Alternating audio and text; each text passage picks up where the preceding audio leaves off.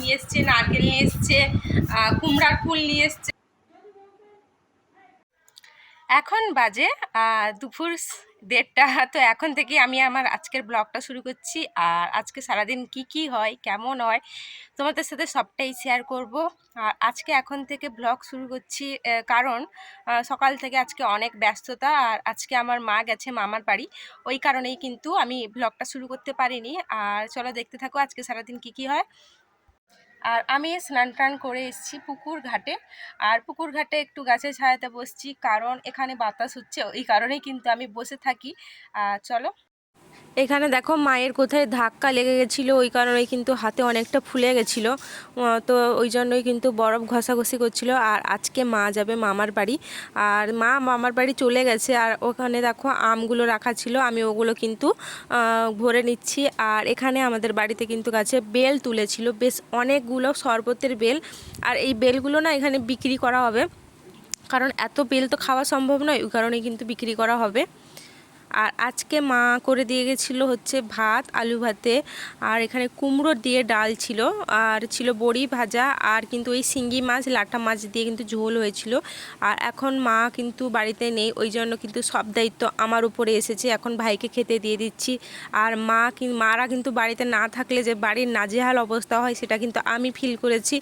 আর আমার মা কিন্তু মামার বাড়ি গিয়ে থাকেনি, দুপুরে গেছিলো, বিকালবেলায় চলে এসছে, কারণ আমার মামার বাড়ি পাশের গ্রামে, ওই কারণেই। আর এখন আমি কিন্তু ভাত খেয়ে নিচ্ছিলাম। আর সত্যি মা না থাকলে কোনো কাজই মানে কি বলবো, ঠিকঠাক করতেই পারি না। বাপি খাবে চা, এখন বাজে 5টা, ঘরে দেখি একবারে চা পাতা নেই, ওই জন্য কিন্তু দোকানে চলে এলাম চাবি নিয়ে, চাটা নিয়ে যাই। আমি চা করতে চলে এসেছি, আর যার চা ছিল না, ওই জন্য 2 প্যাকেট চা নিয়ে এলাম। এটাকে এখন কেটে জারে ভরবো। আর এত গরম পড়েছে,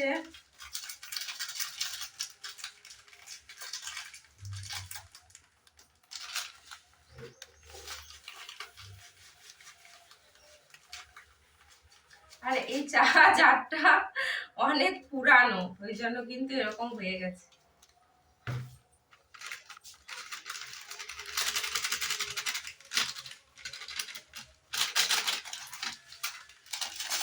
চাগুলো ঢেলে নে।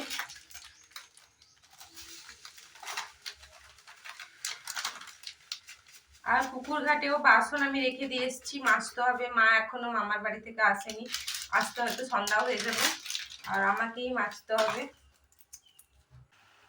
আর গাছ থেকে যে আমগুলো কুড়িয়েছিল, আমি যেগুলো সকালবেলায় গুছিয়ে রেখেছিলাম, ওগুলো কিন্তু আমি এখন আমচুর করতে বসে গেছি, কারণ আমগুলো কিন্তু আমচুর না করলে নষ্ট হয়ে যাবে। আর মা যেহেতু মামার ঘর থেকে চলে আসবে সন্ধ্যাবেলায়, ওই কারণে কিন্তু আমি আমচুর করে রেখে দিচ্ছিলাম, মানে আমটা কেটে একটা জলের পাত্রে রেখে দিচ্ছিলাম। মা এসে কিন্তু আমগুলো ধুয়ে আমের লবণ মাখিয়ে তারপরে কিন্তু জারে রেখে আমচুর করবে। আর আমাদের বাড়িতে এবছর তো গাছে আম হয়নি, ওই কারণেই যে কটা আম গাছ থেকে পড়ে যায়, ওইগুলোই কিন্তু মা আমচুর করে দেয়। কারণ আমাদের বাড়িতে কিন্তু প্রায় সারা বছরই মাছের আম দিয়ে টক, আমচুর দিয়ে টক, এগুলো কিন্তু খাওয়া হয়। আমচুরের চাহিদা আছে, ওই কারণেই কিন্তু আমচুর করে রাখা হচ্ছে। মা এক্ষুনি মামার বাড়ি থেকে চলে এলো, আর আমার জন্য তো তরকারি নিয়ে এসছে, আরও ডাব নিয়ে এসছে, নারকেল নিয়ে এসছে, কুমড়ার ফুল নিয়ে এসছে, কিমা শাক নিয়ে এসছে, কত কি নিয়ে এসছে, আরও চিংড়ি মাছ নিয়ে এসছে, আর কুমড়োর ডাঁটা নিয়ে এসছে, চচ্চড়ি হবে, অনেক কিছু কিন্তু নিয়ে এসছে। আর মা মামার বাড়ি গেছিলো, যেতে না যেতেই কিন্তু জিনিস নিয়ে চলে এসছে। আবার এখানে চিংড়ি মাছের মালাইকারি নিয়ে এসেছিলো, যেটা দিদা রান্না করেছিল। আর কয়েকটা পুকুরের চিংড়া নিয়ে এসেছিলো, গিমা শাক নিয়ে এসেছিলো, মামার বাড়ির গাছ থেকে কয়েকটা ডাব নিয়ে এসেছিলো, যা পেরেছে ভরে নিয়ে এসছে। নারকেল নিয়ে এসেছিলো, ছাড়ানো নারকেল, আমার মামার বাড়িতে কিন্তু অনেক নারকেল গাছ আছে। আর দেখো নিয়ে এসেছিলো তুলো গাছের বীজ।